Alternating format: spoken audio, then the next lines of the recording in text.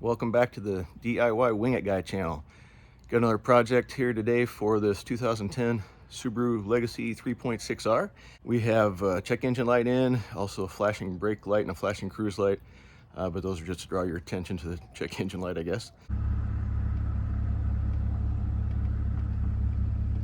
So, got the codes read and it says misfires on predominantly cylinder number 4. Little background, about a year and a half ago, we had this similar issue. Let an auto mechanic take a look at it, basically gave it a tune-up, 6 new spark plugs, but only replaced one of the ignition coils, number 6, and since that was apparently the one that was showing the failure at the time. But what we're going to do is replace the other 2 on the driver's side. We'll just do ignition coils on cylinders 2 and 4. Haven't done this before, we're going to wing it, see if it works. Cylinders 2, 4, and 6 are on the driver's side, 6 being in the back near the firewall and 2 being in the front. 4 was the primary ignition coil that seems to be causing the misfire, at least from the report we got done at AutoZone. So we're going to try to get these coils out of there.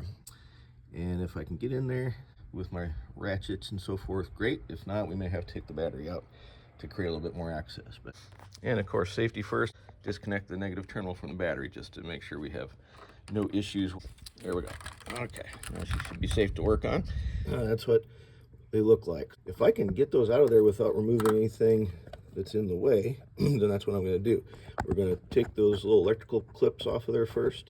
I found this tool, it's got a little hook on it, and that's found to be the easiest way to release the little clip from the electrical.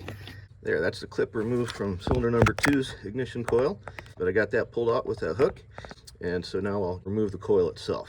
I was able to get the socket onto that bolt. So we got the 12mm socket with this skinny ratchet in place.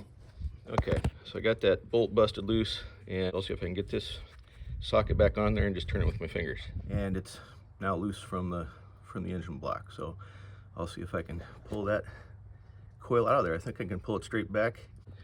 There, you can see that red thing down there, that's the coil.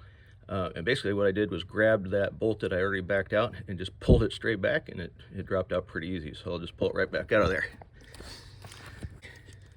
There we go. First one's out, cylinder number 2. So there's the middle cylinder, cylinder number 4 on the driver's side. Instead of that green hook to pull that clip off, I just used a standard screwdriver, just because of positioning of my wrist down in there. It was easier to push it than pull it. Worked for that clip. Okay, there's the socket on the 12mm socket on that bolt, and so it's just going to bust that guy loose. That's all there is to it. So it's busted loose. Now I'm going to have to spin the rest of it out with my fingers. There, you can see the coil on cylinder 4 pulled back out. Same approach, just grabbed onto that bolt once it was loose and pulled straight back, and it drops out pretty easy. Okay, so I went out to Amazon and did a search based on that Subaru part number. This is a replacement that I could get in a couple of days. And here's Lucy to give us a hand. She's always very helpful. That's what we got. Looks like a good replacement. We'll go ahead and compare it side by side with the old ones I took out, and then we'll go install these. Okay, just a quick check, side by side, new and old. They look physically shaped the same. Everything else looks the same. So it goes in there fairly easy. See if I can start to at least finger tight the bolt. So I got the socket in place on coil. Let's go and see if we can get that tightened up. I guess that's why they call these jobs knuckle busters. Dang. The bolts are just, finger tight, and then with the ratchet, good, snug but not over tightened. I think it's only supposed to be 10 foot-pounds of torque or something like that, but I don't have a torque wrench, so we're just guessing. Okay, here's the second new one out of the box. Looks just like the first one. Gonna slide this into cylinder number 4. Okay, second one is in place. So I'm gonna just finger tight that bolt best I can, and then we'll get the socket on it. We have the 2 ignition coils in place and bolted down, and so now I just need to get those electrical connections. Okay, see where they're at. Got both of them installed, and I think I have the electrical clips in place correctly, but I need to get down there and take a look.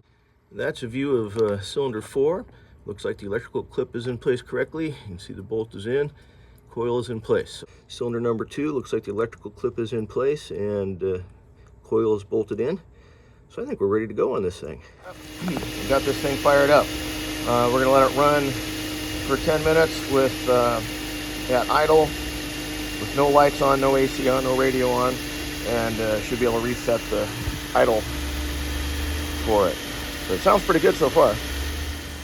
All right, ignition coils are back in place. Car is started. Sounds really good so far.